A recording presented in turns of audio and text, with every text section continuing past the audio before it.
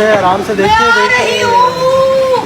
रुक जाओ। वो क्या कहा है कि आप फिर सवाल का, मेरे सवाल का भी एक कॉलर हमारे साथ मौजूद है, साइलदीन साहब। I think I am pretty comfortable, तो मुझे अब इतना फर्क नहीं पड़ता। पहले थोड़ा होता था, अब नहीं पड़ता। अब तो तुम कहती हो कि बोलते रहे, मैं अपने और आपके गुनाहों का अस्तगफार। मीटर पे जाके लिख लेना है ज़म-ज़म। पर एक प्रिंसिपल हैं जो ऑलरेडी मैरिड हैं, मुझे उनसे मोहब्बत हो गई है। क्या? मुझे इजाजत है 4 शादियों की, मैं कर नहीं रहा हूँ वो अलग बात है, लेकिन आज कौन जीतेगा तुम लोगों में से? किसका मुंह बनने वाला है? लेकिन वहाँ पे मुझे लड़की से ज्यादा ना एक खातून पसंद आ गई। हाँ? क्या आपका ईमान एक मोटरसाइकिल, चंद तोले सोना या छोटे मोटे गिफ्ट के पीछे जो है वह नीलाम हो रहा है? रमज़ानुल मुबारक का महीना जिसके लिए सहाबा इकराम दुआएं मांगा करते थे और बेसब्री के साथ इंतज़ार किया करते थे, आज उसी रमज़ान को बर्बाद करने के लिए चंद स्टूडियोज़ के अंदर बैठकर पूरा साल प्लानिंग की जाती है कि हमारे रमज़ान को किस तरह से बर्बाद किया जाएगा। आप ये देखें कि दीन इस्लाम के अंदर औरत की हुर्मत कितनी है। हाँ, औरत को कितना बड़ा मुकाम दिया गया है। औरत को तो वो मुकाम हासिल है कि जैसे मर्द जो हैं वो सफ़ा मरवा के दरमियान दौड़ रहे होते हैं, औरत को वहाँ पे भी आराम से चलने का हुक्म दिया गया है ताकि इसकी हुर्मत पर आँच ना आए।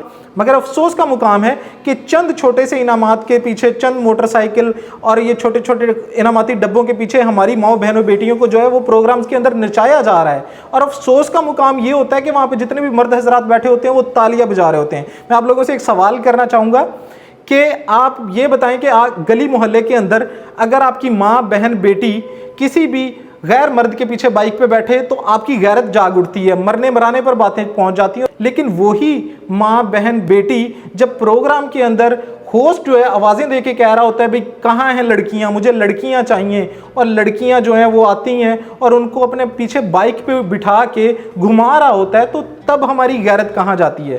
जबरदस्त। क्या ये जो चंद इनामाती डब्बे हैं ये हमारी गैरत को खामोश करवा देते हैं? कि इन प्रोग्राम्स के अंदर, इन ट्रांसमिशंस के अंदर उलमा इकराम को बिठाया जाता है। ये चीज़ें इतनी नॉर्मलाइज लगने लग गई हैं कि अवाम को लगता है कि इस प्रोग्राम के अंदर अगर एक आलिम दीन बैठा हुआ है और उसकी मौजूदगी में सर के ऊपर दुपट्टा नहीं है और उछल कूद हो रही है और ये सारी चीज़ें हो रही हैं, तो शायद ये सब कुछ बड़ा नॉर्मल है। और ये जहर एकदम से जो है वो हमारे माशरे के अंदर नहीं घोला गया, इसको पूरी प्लानिंग के तहत जो है वो आहिस्ता आहिस्ता हमारे माशरे के अंदर घोल दिया गया है। आप देखें जैसे ही रमज़ान की आमद होती है लगता ही नहीं है कि ये रमज़ान का महीना है, ऐसे लगता है कि कोई फेस्टिवल आ गया है और इसको सेलिब्रेट किया जा रहा है। मैं हैरान होता हूँ कि रमज़ान ट्रांसमिशंस के अंदर बैठकर जहाँ पे आप उलमा इकराम को भी बिठाए हुए हैं, वहाँ पे बेपर्दा लड़कियाँ बैठी हुई हैं जिनके सर पे दुपट्टे तक नहीं है। हम क्या मैसेज देना चाह रहे हैं? हम तो जो है वो रमज़ान बर्बाद कर रहे हैं। हम लोगों को अपने ईमान की फ़िक्र करनी चाहिए। और मैं हैरान होता हूँ कि इसके अंदर जो फेक कॉल्स मिलाई जाती हैं, ये जितनी भी चीज़ें आप देख रहे होते हैं, ये नया कोई कंट्रोवर्शियल मवाद ढूंढ के लाया जाता है ताकि आवाम की अटेंशन हासिल की जाए। ये ब्रांड्स की वॉर बन चुकी है।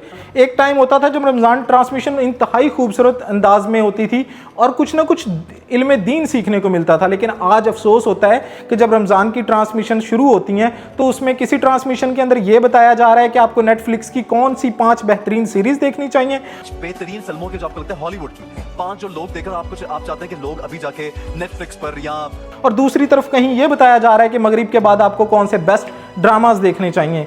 अफसोस का मुकाम है कि रमज़ान ट्रांसमिशंस के अंदर बिठाकर ये पूछा जा रहा है कि भाई आप दोनों मियाँ बीवी में से मियाँ ज़्यादा रोमांटिक हैं या आपकी बीवी ज़्यादा रोमांटिक है। अफसोस से डूब मरने का मुकाम है। और मैं आप लोगों से यहाँ पे एक सवाल करता हूँ, आपका अगर बच्चा एक बीमार हो जाता है तो आप उसको किसके पास लेके जाएंगे? डॉक्टर के पास या किसी ऐसे शख्स के पास जो किसी ड्रामे के अंदर सफ़ेद लिबास पहनकर डॉक्टर का बेहतरीन किरदार निभा रहा होगा?